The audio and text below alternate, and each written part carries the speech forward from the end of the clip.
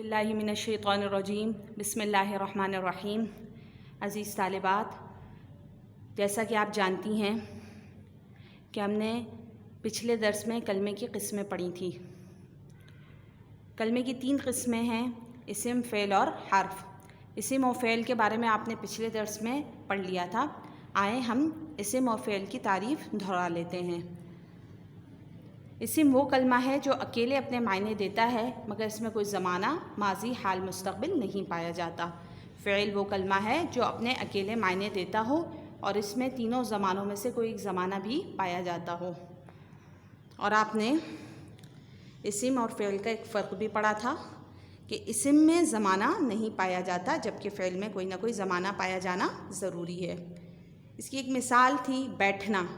بیٹھنا اگرچہ ظاہری اعتبار سے کوئی کام ہے لیکن کیونکہ اس میں زمانہ نہیں پایا جا رہا اس لیے یہ فعل نہیں ہوگا بلکہ یہ اسم ہوگا۔ اور میں کہتی ہوں میں بیٹھوں گی، اس میں مستقبل کا زمانہ پایا جا رہا ہے تو یہ بیٹھوں گی کیا ہو جائے گا؟ فعل ہو جائے گا۔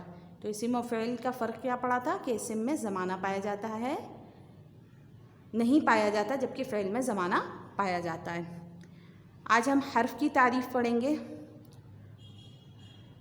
حرف وہ کلمہ ہے جو اکیلا کچھ بھی معنی نہیں دیتا جب تک کہ اس کے ساتھ دوسرے کلمے مثلاً اسم یا فعل کو نہ ملا لیا جائے، اور حرف میں کوئی زمانہ بھی نہیں پایا جاتا، یعنی کہ حرف سے صرف اور صرف اسم اور فعل کے ساتھ ہی معنی حاصل ہو سکتے ہیں۔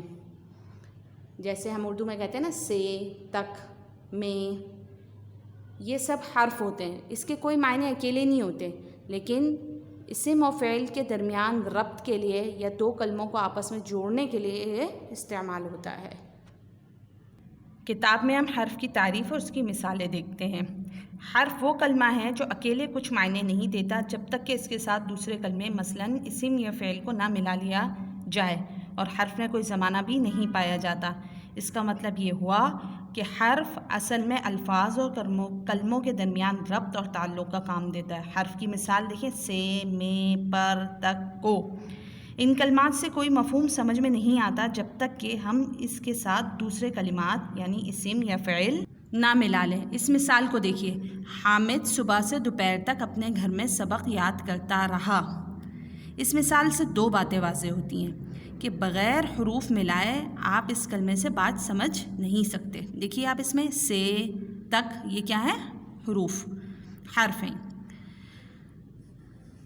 کہ حامد نے کب سے کب تک پڑھنا شروع کیا، کب سے پڑھنا شروع کیا، کب تک پڑھا اور کہاں پڑھا۔ اس سے حروف کی اہمیت کا اندازہ ہوتا ہے کہ کوئی بھی زبان بغیر حروف کے مکمل نہیں ہو سکتی۔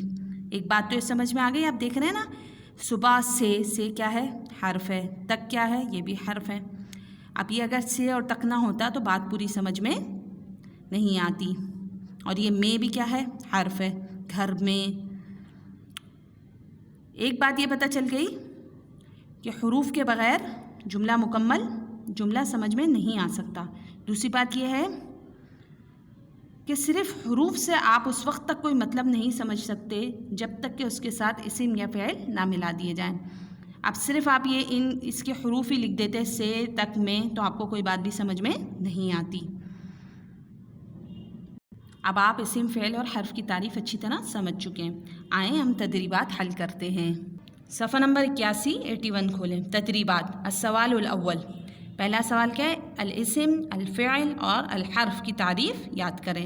اسم فعل کی آپ نے یاد کر لی، آج آپ حرف کی یاد کر لیں گے۔ التدریب الثانی، مندرجہ ذیل آیات کریمہ میں نمایاں الفاظ کے بارے میں ترجمے کی مدد سے بتائیے کہ یہ اسم ہے، فعل ہے یا حرف، جیسا کہ مثال میں واضح کیا گیا ہے۔ ختمہ، ختمہ کے معنی مہر لگائی ہے۔ یہ ایک کام ہے، اللہ تعالیٰ نے مہر لگائی تو یہ اس میں زمانہ پایا جا رہا ہے، لہٰذا یہ کیا ہو گیا؟ فعل ہو گیا۔ لفظ اللہ اسم ہے۔ علی کے معنی پر، آپ کو پتہ ہے پر کے معنی حرف کے ہوتے ہیں۔ قلوب، دل کو کہتے ہیں، یہ اسم ہے۔ فی کے معنی کیا ہے؟ میں کے معنی حرف میں ہوتے ہیں تو لہٰذا فی کیا ہو جائے گا؟ حرف۔ مرض، مرض کے لیے استعمال ہوتا ہے۔ اس لیے یہ کیا آج ہو جائے گا اسم، اس میں کوئی زمانہ بھی نہیں پایا جا رہا۔ اگلی ہے انزلہ، نازل کیا، یہ ماضی کی بات ہے، لہٰذا جس میں زمانہ پایا جاتا ہے وہ کیا ہوتا ہے فعل، تو انزلہ کو کس میں لکھ دیں گے فعل کے کالم میں۔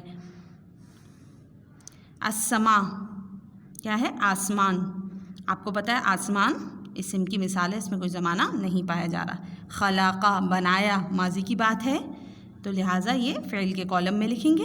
انسان اسم ہے، من کے معنی کیا ہے سے آپ کو پتہ ہے حرف ہوتا ہے۔ المصباح، مصباح کسے کہتے ہیں چراغ کو، یہ کیا ہے اسم، اور فی کے معنی میں۔ زجاجہ کا لفظ نمایاں نہیں ہوا لیکن زجاجہ بھی کیا ہے اسم ہے، یہ کسے کہتے ہیں شیشے کو۔ ترجم الی اللغۃ العربیہ، السوال الثالث کیا ہے عربی میں ترجمہ کریں اسم کو، انگریزی میں کیا کہتے ہیں ناؤن، اور عربی میں کیا کہتے ہیں الاسم، فعل کو ورب، اور عربی میں الفعل حرف۔